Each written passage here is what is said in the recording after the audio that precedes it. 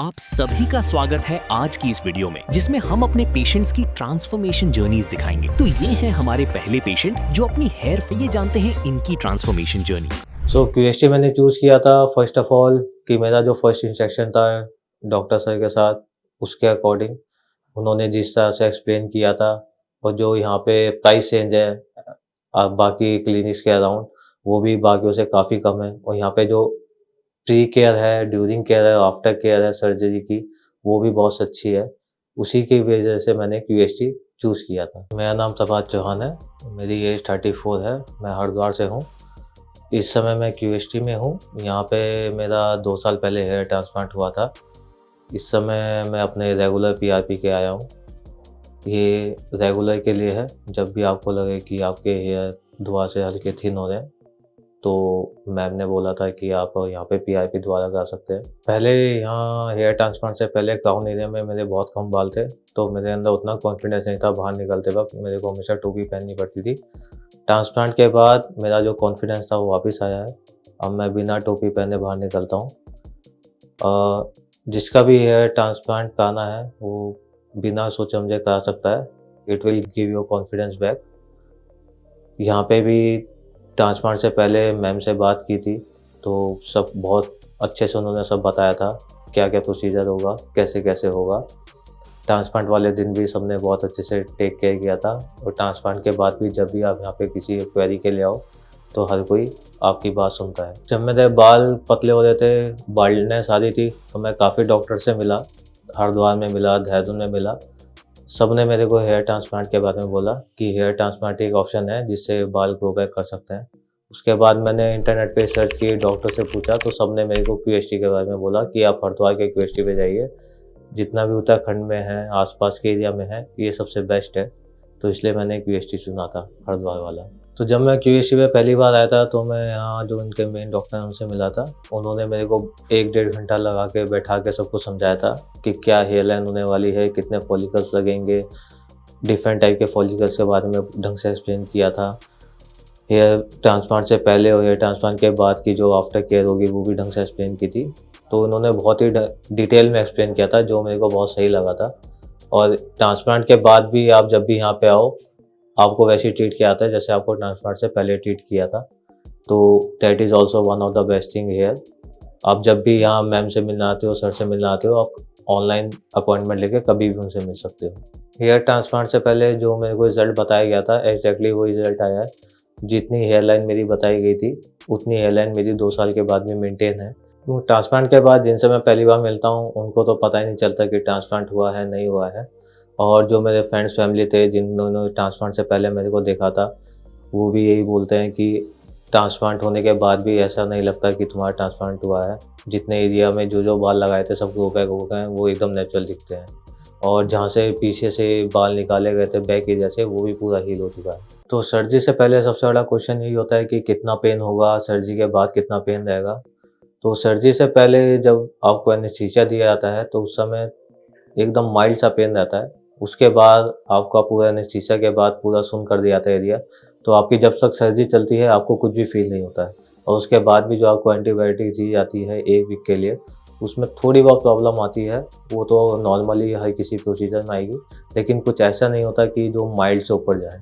और जो यहाँ पे प्राइस रेंज है बाकी क्लिनिक्स के अराउंड, वो भी बाकियों से काफ़ी कम है। और यहाँ पे जो प्री केयर है, ड्यूरिंग केयर है, आफ्टर केयर है सर्जरी की, वो भी बहुत अच्छी है।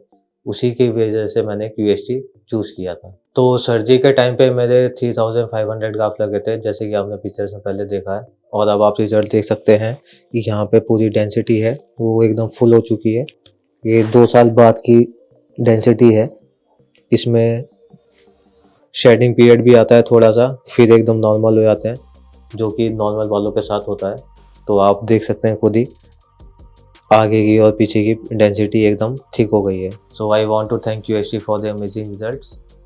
Thank you.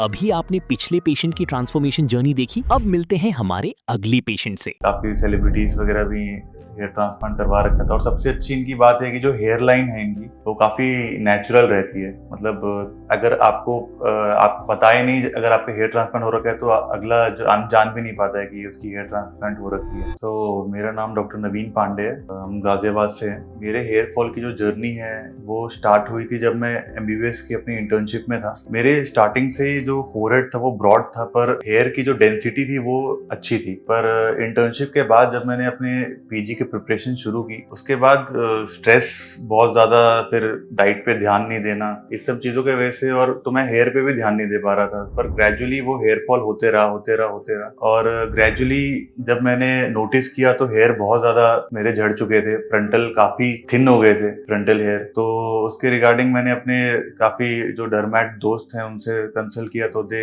सेड कि आप बायोटीन और मिनॉक्सिडिल स्टार्ट करिए। पर मिनॉक्सिडिल स्टार्ट करने में मैं थोड़ा रिलक्टेंट था, छोड़ना नहीं होता ऐसे। तो मैं बायोटीन खाया मैंने लगभग 1 ईयर के आसपास तक, लेकिन उससे ऐसा कुछ फर्क मुझे दिखा नहीं। देन मैं 2022 सितंबर में मैंने QHT से कांटेक्ट किया था। देन ही टोल्ड मी कि आप फ्रंटल के लिए तो आप करवा सकते हो हेयर ट्रांसप्लांटेशन, बट आप मिनॉक्सिडिल यूज करके देखिए, आपको कुछ असर होगा उससे मे बी। तो मैंने 2022 दिसंबर से लगभग स्टार्ट किया मिनॉक्सिडिल लगाना, लगभग 1-1.5 साल लगाया, बट जनरली कुछ मुझको उसमें असर दिखा नहीं। बहुत बेबी हेयर ग्रोथ जो थी वही मैक्सिमम थी, पर मेरे जो एरिया जो बाल्डनेस की जो थी क्राउन एरिया में वो अभी भी प्रेजेंट है, और उस टाइम भी थी। ज्यादा 19-20 का ही फर्क होगा ज्यादा से ज्यादा। तो उसके बाद फिर मैं 2024 में अराउंड मई में I consulted again. They said कि आपको अभी मिनॉक्सिडिल लगाते हुए भी काफी टाइम हो गया एंड मुझको भी सेटिस्फाइंग नहीं था। देन हमने सोचा कि will go for hair transplantation. काफी सेलिब्रिटीज वगैरह भी हेयर ट्रांसप्लांट करवा रखा था और सबसे अच्छी इनकी बात है कि जो हेयर लाइन है इनकी वो काफी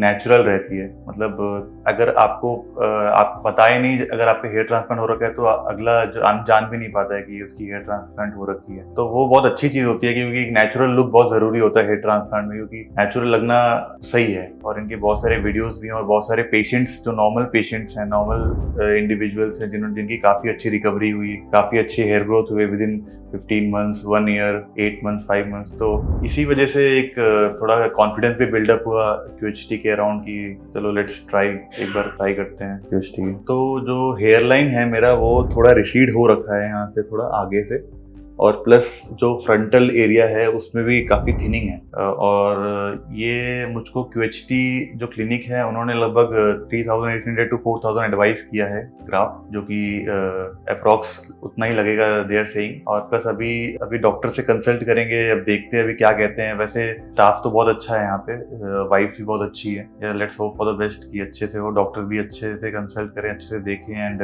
सब सर्जरी बहुत बढ़िया हो। टू बी फ्रैंक, सर्जरी को लेकर मैं नर्वस बिल्कुल नहीं हूँ, क्योंकि मुझको पता है थोड़ा मोड़ा कि कैसे होता है, क्या होता है, क्योंकि हम भी लिग्नोकेन लगाते हैं पेशेंट को, तो यू नो कि पेन नहीं होता है ज़्यादा। तो वैसे तो मैं नर्वस नहीं हूँ, बट स्टिल जो थोड़ी मोड़ी एंजाइटी होती है सर्जरी की वो तो ऑफकोर्स होगी। एज सच कोई नर्वसनेस नहीं है, और प्लस कॉन्फिडेंट भी हूँ मैं कि they have given a very good result previous patients में, तो they will give it the same with me. तो अभी मैं आपसे मिलता हूँ सर्जरी के बाद। अभी मैं फिर उसके बाद मैं आपसे शेयर करूँगा कि मुझको पेन हुआ कि नहीं हुआ, ग्राफ्ट कितने लगे, ड्यूरेशन कितना लगा, और कैसे सर्जरी जो है वो परफॉर्म होती है, क्या क्या प्रोसीजर्स होते हैं वो भी मैं आपको बताता हूँ। और सर्जरी के बाद आपसे मिलते हैं।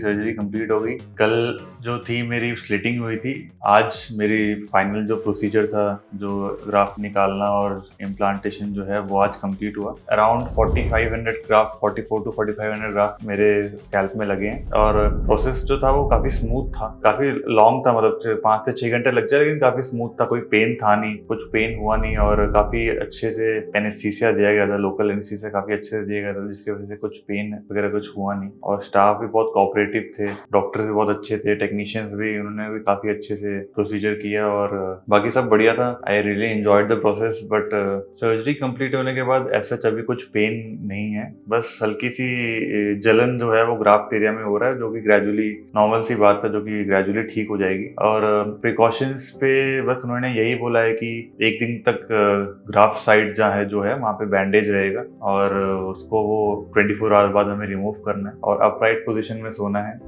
करवट लेके नहीं सोना है बिल्कुल भी, और अपने बालों को रूम पे भी हैं तो भी कवर करके रखना है हेड कैप से, और उनको रेगुलरली स्प्रे करना है NS से एवरी 30 मिनट्स टू 1 आवर पे, और वॉशरूम वगैरह जाना है तो हेड कैप पहन के जाना है। यही एडवाइस किया डॉक्टर्स ने, जो कि हमारे लिए बेनिफिशियल है। और प्लस उन्होंने कोई भी हैवी एक्सरसाइज, कोई भी टीडियस वर्क 15 to 20 डेज करने को मना किया है। बस यही प्रिकॉशंस थे, बाकी और कोई ऐसा कोई प्रिकॉशन नहीं है। आप 3 से 4 दिन में अपना काम रिज्यूम भी कर सकते हैं। जो भी भाई मेरे हेयर ट्रांसप्लांट करवाना चाहते हैं या हेयर लॉस से गुजर रहे हैं, I would definitely advise them to go for hair transplantation, क्योंकि अभी हमारे साइंस में है ऑप्शन हेयर ट्रांसप्लांटेशन का, तो इट्स कोई यूज नहीं है कि हम बाल्डनेस लेके सफर करने किसी चीज से। तो definitely you should go for hair transplant और QST is a very good option to opt for. और काफ़ी रीजनेबल, काफ़ी अच्छा स्टाफ भी है, काफ़ी सिंक्रोनाइज और काफ़ी प्रोफेशनल है, सारे स्टाफ काफ़ी प्रोफेशनल है, जो कि आपको बिल्कुल भी फील नहीं होगा कि आप कोई छोटे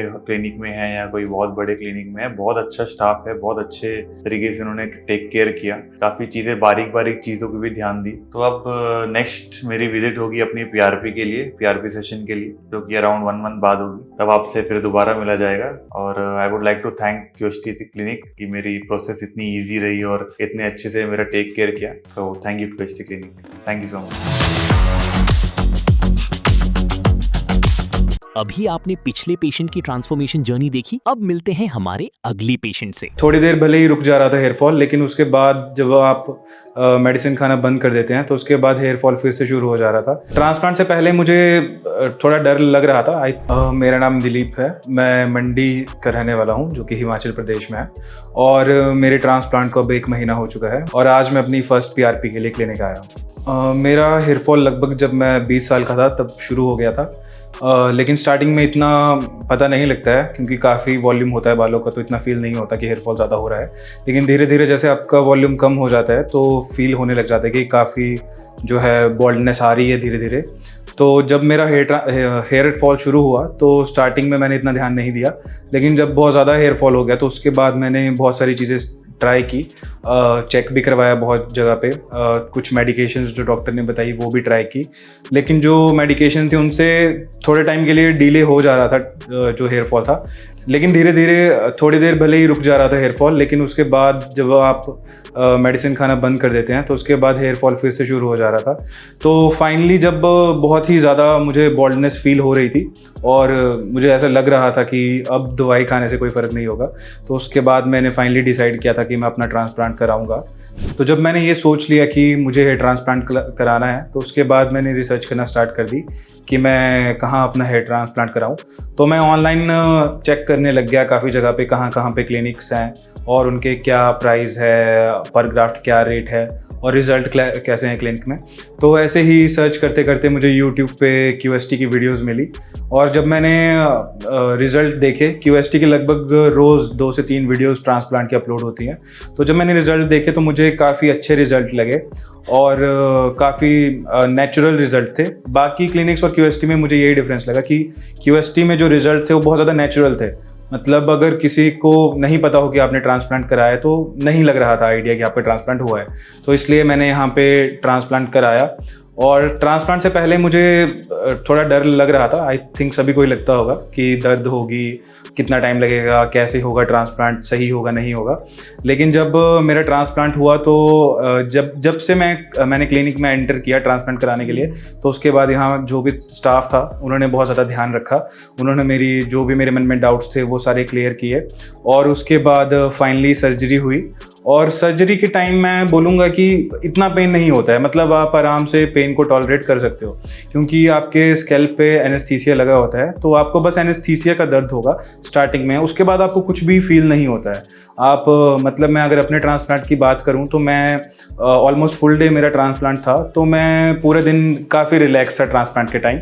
और मुझे इतना याद भी नहीं रहा सच बोलूं ट्रांसप्लांट का जो टाइम था, क्योंकि आप काफ़ी रिलैक्स होते हो उस टाइम और आपको इतना पता नहीं लगता है, ना ही आपको दर्द करना पता लगता है। तो मेरे सर्जरी में टोटल 5600 ग्राफ्ट जो थे इम्प्लांट हुए थे, जिसमें मेरा सारा स्कैल्प, क्राउन रीजन और नए टेम्पल्स बनाए थे डॉक्टर्स ने। 2 या 3 दिन के बाद मेरा डोनर रीजन जो था वो कम्प्लीटली हील हो गया था। और जैसे ही मेरा ट्रांसप्लांट खत्म हुआ था, नेक्स्ट डे मैं घर चले गया था, तो मुझे डेली सुबह और शाम 2 टाइम QST से फ़ोन आता था। वो मेरी डेली कंडीशंस पूछते थे। बाकी ट्रांसप्लांट के बाद इतना कुछ इशू नहीं होता है। लगभग आपको 1 वीक तक मेनली जो आपको ज़्यादा ध्यान रखना पड़ता है, क्योंकि 1 वीक के बाद आपका डोनर रीजन भी कम्प्लीटली हील हो गया होता है और जो रिसिपिएंट एरिया होता है उसमें भी जो आपके ग्राफ्ट होते हैं वो काफ़ी अच्छे से लग गए होते हैं। और 5th डे में आपके हेयर भी वॉश हो जाता है। जो फर्स्ट वॉश है वो 5th डे से शुरू हो जाता है, तो जो आपके थोड़े क्लॉट्स बने होते हैं वो भी धीरे धीरे साफ हो जाते हैं 2-3 दिन में। तो लगभग 1 वीक के बाद आप अपनी जो नॉर्मल रूटीन है आप कंटिन्यू कर सकते हो। मैंने भी ऑलमोस्ट 1 वीक के बाद अपनी जो डेली रूटीन थी वो मैंने स्टार्ट कर दी थी। मेरा जो सर्जरी का यहाँ पे एक्सपीरियंस था उसके बाद मैं सभी को यही बोलूँगा, मैं तो डेफिनेटली QST रिकमेंड करूँगा, क्योंकि मेरा अपना एक्सपीरियंस भी बहुत अच्छा रहा QST में। जब मैंने पहली बार फ़ोन किया उस दिन से लेके आज मेरी फर्स्ट PRP है अब तक का। तो अभी तो मुझे वेट करना पड़ेगा, अभी थोड़ा पेशेंस रखना पड़ेगा। और मुझे पता है कि बस अब 1-2 मंथ की बात है और उसके बाद फिर नए बाल आना शुरू हो जाएंगे और जो मेरा पुराना लुक था वो फिर से वापस आ जाएगा। और अब मैं आपसे मिलूंगा अपनी सेकंड PRP में और मैं फिर से एक बार QST को बहुत बहुत थैंक यू बोलना चाहूँगा। और चलिए मिलते हैं अगली वीडियो में।